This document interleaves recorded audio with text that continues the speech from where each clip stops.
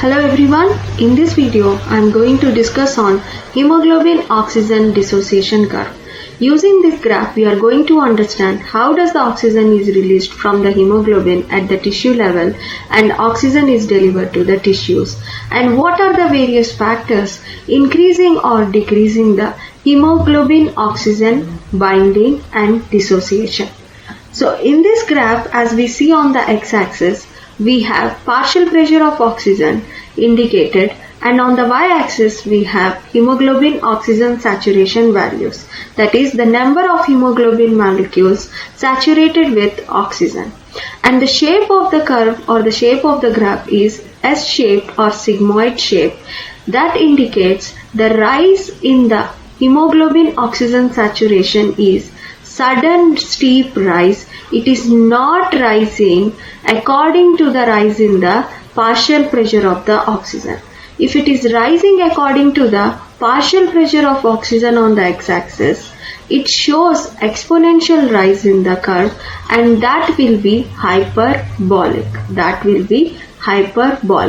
Here the curve, S-shaped curve, indicates the sudden rise in the middle of the graph. In the middle of the S-shaped curve indicates the rise is due to the cooperativity, increased affinity of oxygen for hemoglobin due to the cooperativity and heme-heme interactions taking place within the hemoglobin, increasing the oxygen affinity for the hemoglobin, and the rise is sudden and steep. If it is dependent on the x-axis partial pressure of oxygen concentration, the curve might have been hyperbolic. So this indicates it is disproportionate to the x-axis. The sudden rise in the middle of the S-shaped curve at the pressure of 26 mmHg indicates it is due to the increased oxygen affinity within the hemoglobin molecule due to the heme-heme interactions, that is cooperativity. If you notice, the rise until 20 mmHg is slow and steady. After 20 mmHg, there is sudden rise in the graph irrespective of the values according to the partial pressure of oxygen on the x-axis. So by the time 26 mmHg, there is 50% of the hemoglobin molecules are saturated completely.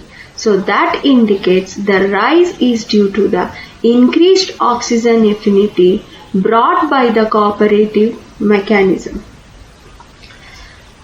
So here we see what are the factors which increases the oxygen affinity for the hemoglobin. Those are fetal hemoglobin, which is found in the fetus, and 2,3-bisphosphoglycerate, which is the intermediate metabolism product of glycolysis, which indicates about the ongoing cellular metabolism, and pH. The increased pH or alkalosis will increase the oxygen affinity for hemoglobin and will not let the oxygen leave the hemoglobin. In these cases, the curve moves towards the left hand side as these three factors or as three conditions increases the oxygen affinity for hemoglobin. So when there is fetal hemoglobin and decreased 2,3-BPG and increased pH, we need not be having more oxygen pressures, and the oxygen is able to bind to the hemoglobin at the low oxygen pressures. In opposite condition, that is at the tissue level, we have to favor the oxygen unloading or release from the hemoglobin. So here the three factors which favors the oxygen release from the hemoglobin are sickle-shaped hemoglobin, that is, this is the variant form from the normal, so which favors or which decreases the oxygen affinity for the hemoglobin. So in order to make oxygen bind to the hemoglobin in sickle cell anemic patients, we need to increase the oxygen partial pressures. The second factor which promotes oxygen dissociation is 2,3-BPG. This is the intermediate of glycolysis, indicates the cellular metabolism. So when there is cellular metabolism, in order to support the metabolism, we need to supply the oxygen. So this promotes the oxygen dissociation from the hemoglobin. So the third factor is decrease in the pH. Again it indicates this ongoing cellular metabolism, demand for the oxygen, and it promotes the oxygen dissociation for the hemoglobin. So when 2,3-BPG levels are increased and pH is decreased due to the released hydrogen ions from the metabolic reactions, and if the person carries sickle cell hemoglobin, the curve moves towards the right hand side. That indicates the oxygen affinity for the hemoglobin is less. So you need to supply or provide more amount of the oxygen in order to keep the oxygen bind to hemoglobin, as these factors available in that environment decreases the oxygen affinity and shifts the curve towards the right hand side. So shifting the curve towards the right hand side indicates you need to provide more amount of the oxygen to the body or at the tissue level in order to keep the oxygen bound to hemoglobin. So when the curve moving towards the left hand side, that indicates the oxygen affinity for the hemoglobin is increased. In this case, you need not provide oxygen concentration more than normal. So the less amount of oxygen concentration is enough for the oxygen binding to the hemoglobin.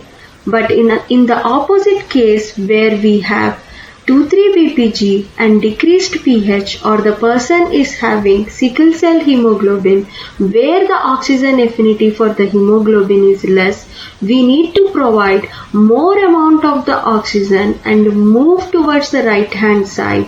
So that favors the oxygen binding to the hemoglobin, or in these conditions the oxygen is more easily able to dissociate from the hemoglobin and enters into the cell for supporting the cellular metabolic reactions. So as the curve moves towards the right hand side, which is probably due to the increased 2,3-bisphosphoglycerate or decreased pH or having a variant form of the hemoglobin which decreases the oxygen affinity for hemoglobin. So in these cases, as we have to provide more amounts of the partial pressures of oxygen, so the curve shifts to the right hand side. At the same time, the P50 or the PO2 of the oxygen value normally, which is shown at 26.6 mmHg, also moving towards the right hand side. In opposite case, that is when the oxygen affinity for the hemoglobin increases, in this case the P50 value is decreasing or moving close to the zero due to the increased or having higher affinity for the hemoglobin.